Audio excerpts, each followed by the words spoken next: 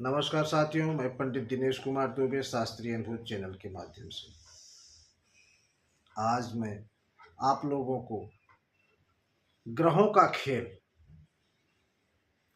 और मनुष्य के जीवन से उसका संबंध कैसा हो,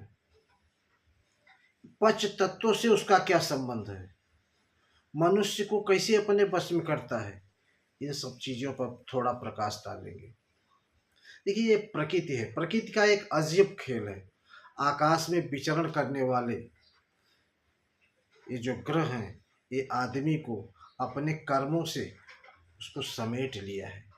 सूर्य, चंद्रमा,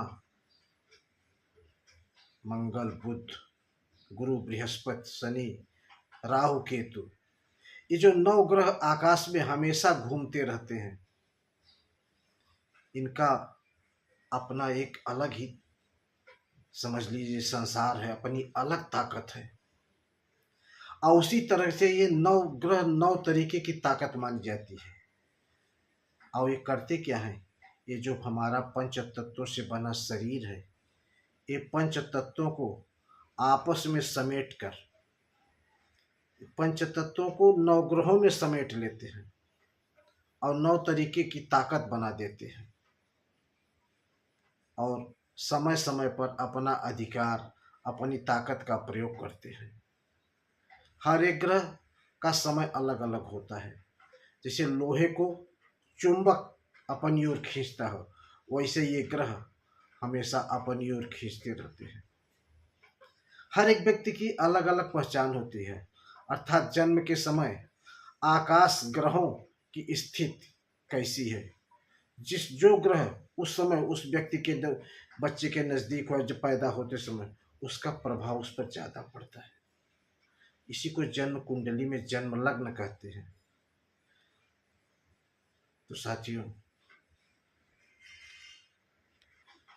आकाशीय ग्रहों को आकाश में घूमने के साथ साथ इन ग्रहों के प्रतिबिंब हर वक्त बदलता रहता है, जिसके कारण मनुष्य शरीर में मौजूद तत्वों में भी परिवर्तन होता है।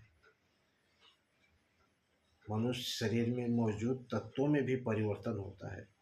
मनुष्य के शरीर में ग्रहों की शक्ति का मात्रा एक अनुपात में होता है, जिसे ग्रह चाल कहते हैं। और इसी तरह मनुष्य की किस्मत भी बदलती रहती है, चाहे कोई कर्म करे या न करे। अगर शुरू से मनुष्य कोई कर्म कर रहा है तो वो कर्म आज भी कर रहा है, लेकिन फिर भी उसकी किस्मत बदली हुई सी मालूम होती है। यानी पहले जैसे हालात उसके नहीं रहते हैं। पहले वो खुशहाल था, अभी वो दुखी है। इस तरीके से बदलता रहता है, समय बदलता रहता है। कोई भी समय एक जैसा नहीं रहता है। ऐसा क्यों? क्योंकि ग्रह घूमते रहते हैं। ग्रहों के घूमने से समय चक्र घूमता रहता है और समय चक्र घूमने से सब चीज़ घूमती जाती है। आपका जीवन घूमता है, कभी सुख, कभी दुख, कभी आप अपने को मजबूत समझते हैं, कभी आप अपने को कमज़ोर समझते हैं। इस तरीके से आपका दैनिक जीवन चलता रहता है। जब इस वजह से मनुष्य के शरीर पर कोई बुरा असर होने लगे तो समझ लीजिए कि आपके जन्म स्थान पर कोई बुरा ग्रह आ गया है।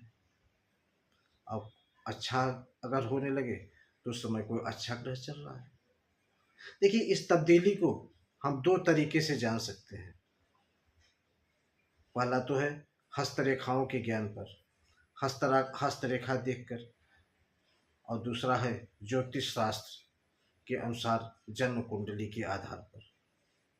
हम ये देखते हैं कि हमारे साथ कौन ग्रह अच्छा चल रहा है, कौन ग्रह नीच जगह पर बैठा है, कौन हमारा अच्छा कर रहा है, कौन बुरा कर रहा है। और उसी के साथ साथ हम उसके उपाय करते हैं, चाहे सूर्य हो, चाहे चंद्रमा हो, चाहे राहु हो, चाहे केतु हो। ज्योतिष शास्त्र के अनुसार हर एक चीज का हर एक उपाय बना हुआ है। ये बहुत बड़ा विषय है। हम आपको अपने अगले वीडियो में आपको बताएंगे कि कौन से ग्रह के लिए कौन सी चीज़ें अच्छी हैं, कौन से ग्रह के लिए कौन सी चीज़। मान लीजिए आप किसी ग्रह से परेशान हैं तो आपको क्या करना चाहिए।